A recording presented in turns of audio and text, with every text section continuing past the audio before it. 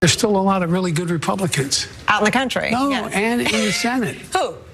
Well, I think Mitt Romney's the first guy. There's a lot of them, but not Mitt, but others have come to me since I've been elected. Now it's 6 Republican senators. 2 came at one time and the other 4 alone. To tell me, Joe, I agree with you, but if I'm seen to do it, I lose a primary. It's not a profile in courage, but I still, you know me, I'm an eternal optimist. I still think there's going to come a moment when they're going to be able to break. And by the way, remember when I said we could still do bipartisan things? They said they couldn't do it. Well, we didn't get a lot, but we got a lot of bipartisan things done. And now they're running on your bipartisan accomplishment. I think that's a sign. Like I said, I'm going to be down there congratulating you. Biden saying there's a moment when they're gonna come to break. Yeah, they're gonna break something off and then. But the fact is that Biden is not fully appreciating.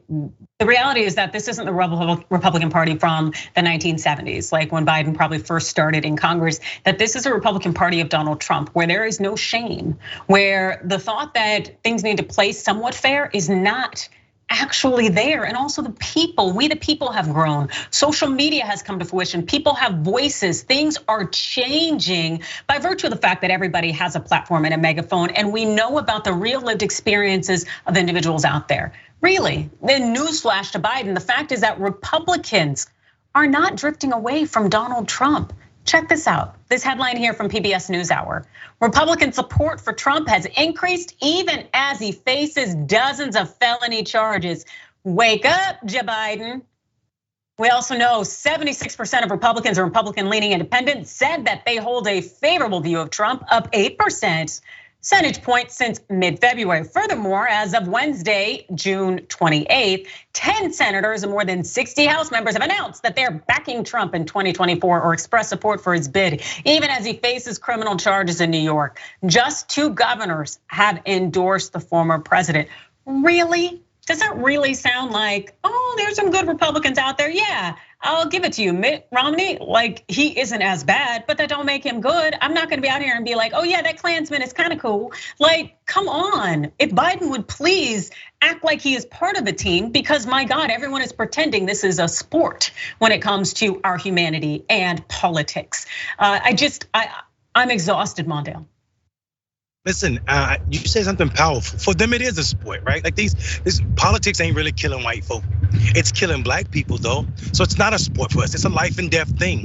And it shows up in the way that Joe Biden pretends that there's a lot of good Republican and he can rattle off 1 or the 6 that came to see him when there's half the country is Republicans and more than 30 or 40% of them are diehard Trumpers. No, there are no good Republicans left. If they were, Liz Cheney wouldn't have got kicked out. And she was a good conservative, not good for me and what I believe in, but she was good on conservative policies. These people are good on crazy, including Biden, for saying this idea or this talking point that sounded a lot like he cared more about bipartisanship than he does about black people dying. Like if I gave a damn about bipartisanship, I would be okay still being enslaved, though my ancestors have been enslaved. Bipartisanship has never got black people anything, definitely not got us closer to equality. So I'm tired of hearing Democrats bragging about bipartisanship when you hear Republicans getting canceled for it. Absolutely, without a doubt. The fact is that my humanity, your humanity is a non-negotiable. And I really wish Biden would act accordingly. And yes, pushing through with this student loan forgiveness is important, but really, is that enough? And I would say no. We need a ruthless leader who is willing to be as ruthless as the GOP has been when they've been in leadership. We need someone who stops trying to reach across the aisle and is more really willing to reach out and grab some folks by the neck. Of course, figuratively, not literally